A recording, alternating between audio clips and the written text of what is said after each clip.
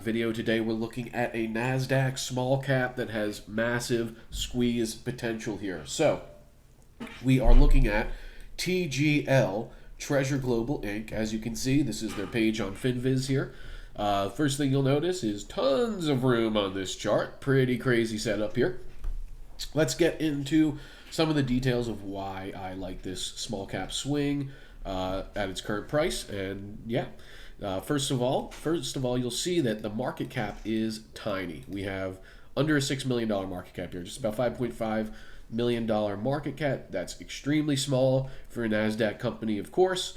And they are trading at $1.50 now, so I don't believe they're at any type of delist or reverse split risk at the moment, which is great. You can also see that there is 20% inside ownership, so that is obviously good for the squeeze potential. There's a lot of shares in the float already tightly held and locked up, and you can see there's over 7% short interest on the float here as well. So that's a significant amount of percent short, signaling that there could be a short squeeze here. If the price continues to rise, they will likely have to cover their shorts. So that is significant to note as well. You can see it's about 230,000 shares short interest being reflected here on FinViz. Okay, and now we'll take a look at some of their recent news, and next the chart setup, which I'll show you on bar chart. They have better charts than FinViz. So let's take a look at starting from March 24th, 2025. They unveiled their AI cloud infrastructure in Malaysia to power trillion parameter models.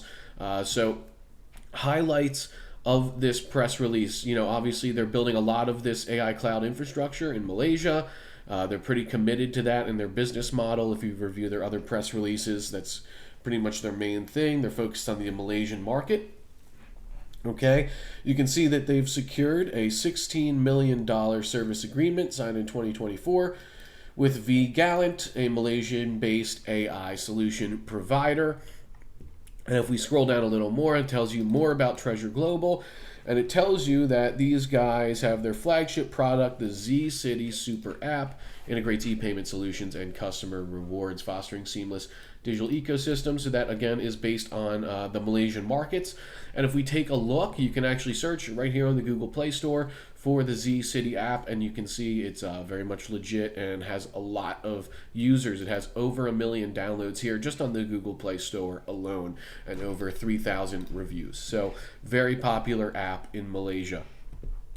Now, if we look at some additional press releases here, this is their second quarter 2025 financial results posted on February 14th. For the quarter ended December 31st, 2024. And the key thing I want to highlight here is that this company has recently returned to profitability.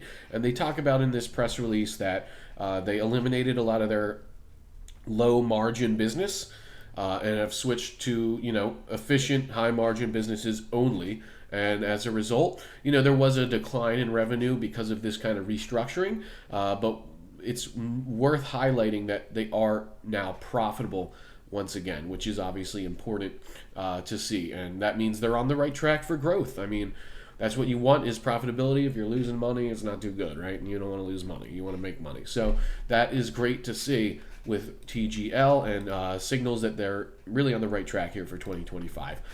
And then we can also take a look at this other press release, February 11th, 2025. Treasury Global expands into FMCG and e-commerce with 51% stake in Tianming Distribution, unlocking $116 million revenue potential. So this is a pretty significant expansion they've done in recent months here, right, with the strategic acquisition of a 51 controlling stake in Tianming Distribution. And so this is their new subsidiary that they own. And they say that this subsidiary is expected to reach approximately 160 billion, or I'm sorry, that's the market, my bad. I'm looking at the wrong spot here there it is, 116 million, not billion.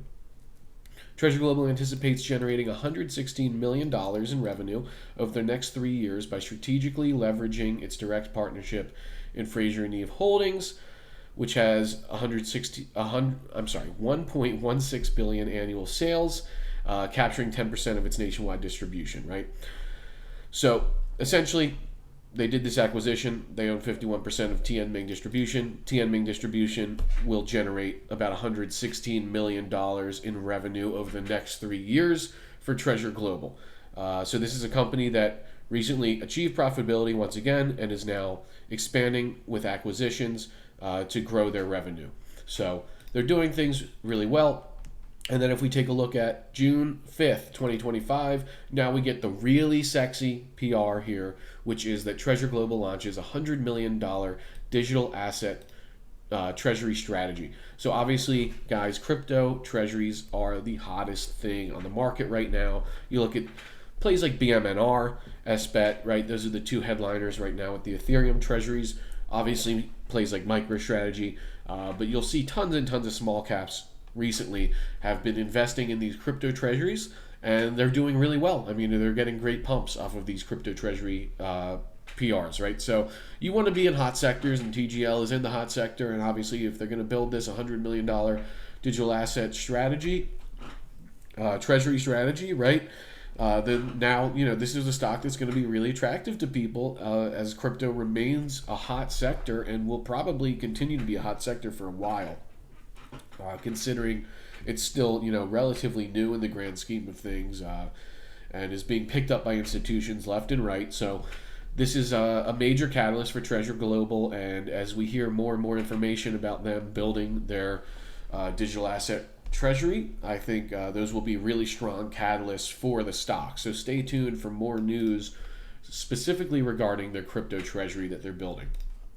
And then if we look at the chart here, this is our 4-hour chart. And what I want to highlight here on the 4-hour chart is right here, right where my mouse is, you can see we have the golden cross, everyone's favorite bullish technical pattern analysis, right, is the golden cross. So what is the golden cross? Well, it's when our blue line here, which is our 50-day moving average, is going over, or I'm sorry, the 9-day moving average is crossing over our longer-term moving averages here, right? So you get that golden cross setup, and it's a very bullish setup, and obviously we have a good amount of room here to tag the 200-day moving average, which is our orange line, around $1.70. And once you cross over that, I mean, if the price gets over that, we are in total blue sky breakout mode. You can see if we zoom out on the chart, I'll go to the daily. I mean, just an insane amount of room here. The daily 200 MA is at almost $7. So if it were to tag that,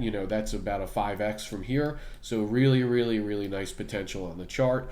And I think that covers most of what I wanted to talk about. It is worth noting that we have had a significant increase in volume as of late on this stock as well. So that's obviously a bullish indicator as well. People are loading this up. They recognize the potential of this setup. So again, if we see more news on this digital asset treasury, this stock can explode. And other than that, they're doing things the right way. They have their Z City app, which is very popular in Malaysia.